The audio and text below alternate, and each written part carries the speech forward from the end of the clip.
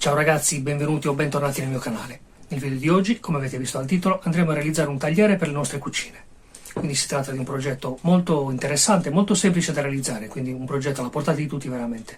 È un progetto che tra l'altro ho già portato tempo fa nel canale, però l'ho trattato in maniera molto più leggera, molto meno approfondita. Questa volta invece andremo a partire direttamente dai listelli singoli, andremo a unirli e a realizzare appunto il nostro tagliere. Ovviamente trattandosi di uno strumento che poi verrà utilizzato in cucina e quindi andrà a contatto con gli alimenti, richiederà appunto delle accortezze, quindi ad esempio dei prodotti che saranno atossici, quindi che permettono poi l'impiego in cucina, ma niente di particolare. Venite subito sul banco perché vediamo che cosa ci serve per realizzare questo progetto. Allora ragazzi, partiamo subito dalla lista della spesa. Prima di tutto i listelli di legno. Listelli che io ho preso 1 metro per 2 per 4 cm. Ne ho preso una buona quantità. Poi abbiamo i tondini di legno. Poi vi dirò a cosa servono. 8 mm di spessore, una colla vinilica atossica. Questa è molto importante perché ovviamente andiamo a trattare degli alimenti, quindi deve essere atossica, cercatela appositamente, ci sono diverse marche che la trattano. Ovviamente delle morse, ok, il minimo almeno 3, e in ultimo per le rifiniture andiamo a usare dell'olio, anche in questo caso olio alimentare, quindi un olio che può essere utilizzato tranquillamente per le superfici da contatto con alimenti. Esiste proprio un olio per taglieri. Adesso questi listelli vi ho detto che sono lunghi 1 metro, quindi andiamo a tagliarli a metà. Quindi avremo dei listelli di mezzo metro, per le altre misure ovviamente rimangono uguali. Ecco qui. Io ho preso dei listelli piallati. Questo vuol dire che sono perfettamente dritti, perfettamente a misura, hanno soltanto una piccola caratteristica che purtroppo ci porterà a fare un'altra manovra dopo, ovvero quella di avere i bordi un po' arrotondati. E quindi ovviamente quando andremo a metterli uno appresso all'altro avremo delle piccole scanalature tra un listello e l'altro, quindi dovremo andare a spianarlo, ma quello lo vediamo dopo. Andiamo a fare delle tracce in modo da essere tutti quanti alla stessa misura, quindi tutti quanti lunghi mezzo metro. In questo modo andremo anche a raddoppiare la quantità, perché il nostro tagliere deve essere io ho scelto di farlo lunghezza mezzo metro, quindi lunghezza 50 cm per 30. Ovviamente poi l'altezza sarà quella dello spessore dei listelli, quindi 4 cm. Ho deciso di tagliarli con la rioba, quindi un taglio a mano molto preciso fatto con la rioba.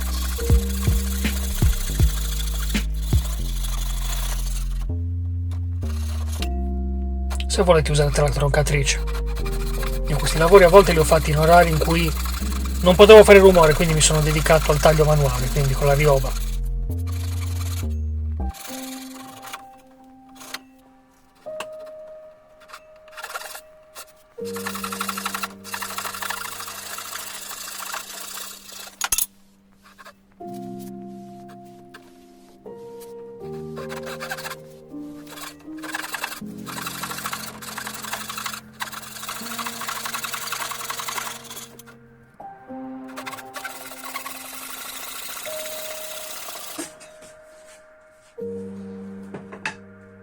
Il vantaggio della rioba sicuramente è quello di darvi uno scarto minimo, perché la lama è sottilissima, quindi si va a mangiare pochissimo legno.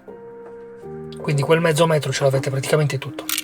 Ecco qui, andiamo a impilare i listelli per dare una parvenza di quello che sarà il risultato finale. Eccoli qua, i listelli tutti assieme. E poi andiamo a vedere come impiegare i tondini. 3 tondini, uno al centro e 2 nei lati. Perché ho scelto di mettere i tondini? Ho scelto di mettere i tondini perché spesso capita quando avete dei taglieri che a furia di usarli magari ci battete sopra con un coltello, ci tagliate della carne un po' più dura, magari con l'osso, qui dovete battere.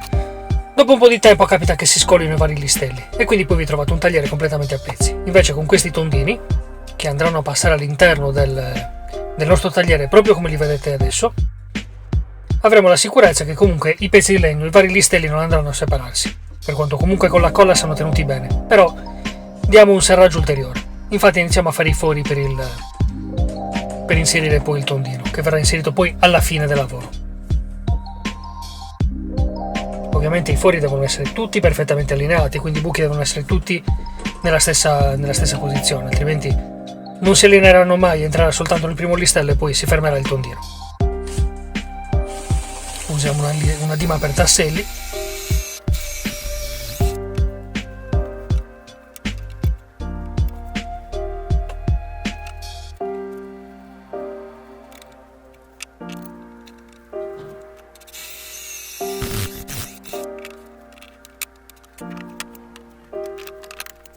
facciamo questa operazione su tutti gli listelli.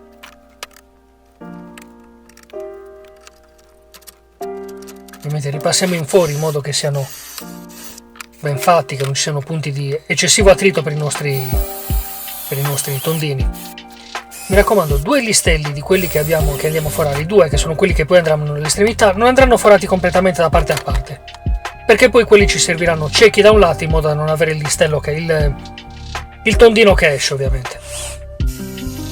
Questa è una piccola accortezza che vi consiglio di avere, più che altro per una questione puramente estetica, non altro. E adesso andiamo a passare la colla per andare ad incollarle, unirli tra loro. Io ho deciso di fare prima una metà e poi la seconda metà, e poi le unite tra di loro. Ecco qui. Sulla stesura della colla ho visto che praticamente tutti poi la stendono col pennello. Io invece faccio questa stesura così a zig zag. Sono anche abbastanza generoso con la quantità di colla. Non ho mai avuto problemi facendo altri manufatti di questo tipo. Tiene benissimo. Perché poi una volta che la mandate in pressione, le parti dove non c'è la colla, ovviamente la colla poi si espande e va a riempire tutta la superficie. Quindi io uso questo metodo, ma se ne avete altri, magari passandoci una spatola per stenderlo bene, è indifferente. Questo è il mio metodo, non è il metodo migliore, non è il metodo giusto, è il mio metodo. Lo ripeto sempre, lo dico sempre anche sotto nei commenti dei miei video. Non sono un artigiano, non sono un esperto, non sono uno che fa questi lavori per lavoro, li faccio solo per passione. Mi piace mangiare, mi piace cucinare, mi piacciono i taglieri. Li vedevo sempre guardando Masterchef e mi sono rotto le balle e ne ho costruito uno. Per il puro gusto di realizzarlo, non sicuramente perché non ne trovavo in commercio. E vi faccio vedere come realizzo il mio tagliere. Andiamo a usare le morse. Mi raccomando, fate attenzione perché a volte queste morse tendono un po' a imbarcare il legno, perché vanno magari a dare un po' più di pressione su un lato piuttosto che sull'altro e quindi ve li trovate incurvati. Io infatti vedete che sto battendo con un altro listello in modo da andare a metterli perfettamente in piano. Aspettate il tempo di asciugatura giusto, più un altro po'. Io li ho lasciati 72 ore ad asciugare.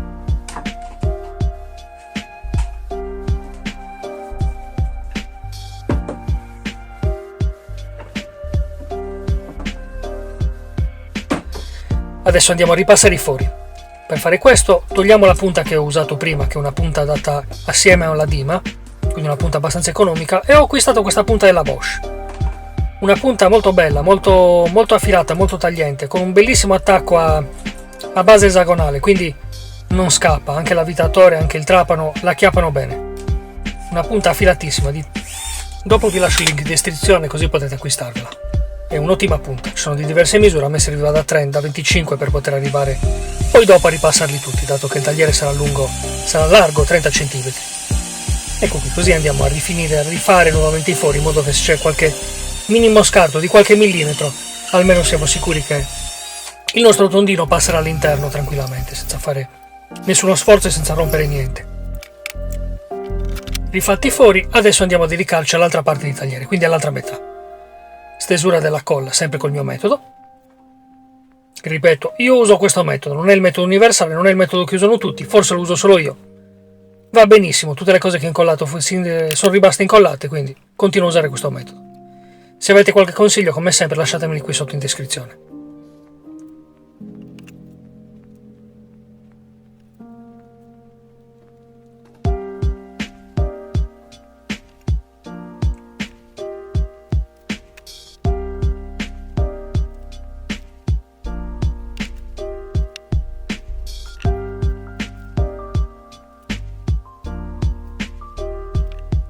Colla se ne usa parecchio in questo caso, quindi preparatevi a comprare almeno, questo è un tubetto piccolo, almeno 2 tubetti piccoli di colla, insomma.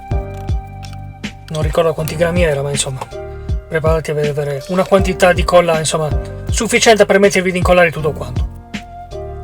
Ecco qui, mettiamoli sempre in pressione con le nostre morse. Io ho queste, ma vanno bene qualsiasi morsa, ovviamente, di questa tipologia.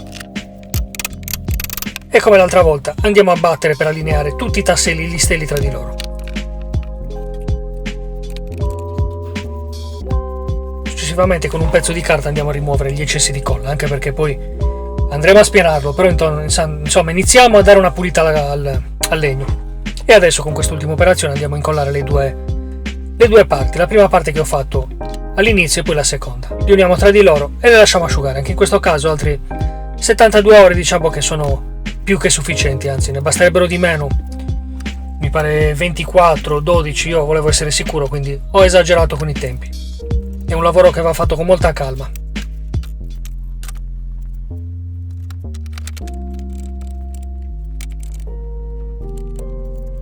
Ecco, qui ho dovuto lavorarci un po' perché più era la lunghezza e più tendevano a imbarcarsi, quindi a incurvarsi un po'. Finite le 72 ore, andiamo a rimuovere le borse. Mettiamoli in piano e prepariamoci a rifinire i fori come abbiamo fatto prima.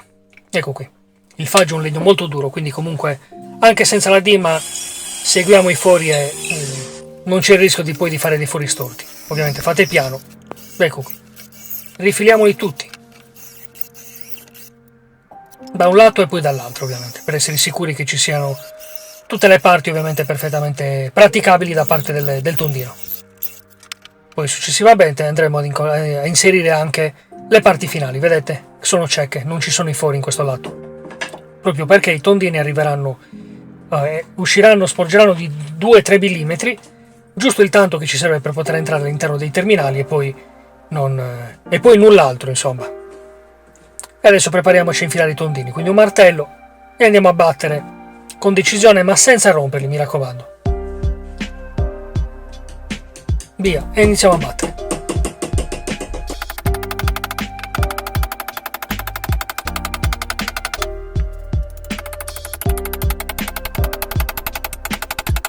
Con decisione, se fa un po' di attrito battete con un po' più di forza. Magari aiutate il legno tenendolo, vedete come faccio io, in modo che si eviti di spezzarlo.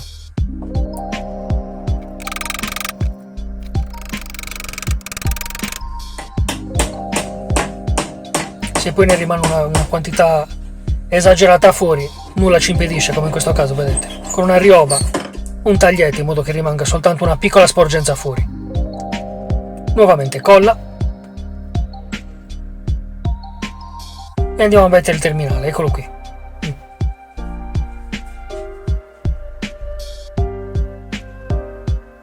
Da un lato e poi successivamente dall'altro.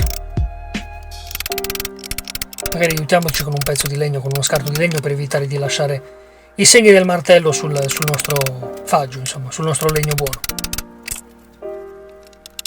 Andiamo a togliere le colature di colla, facciamo un lavoro pulito e andiamo a farlo anche dall'altra, così siamo tranquilli.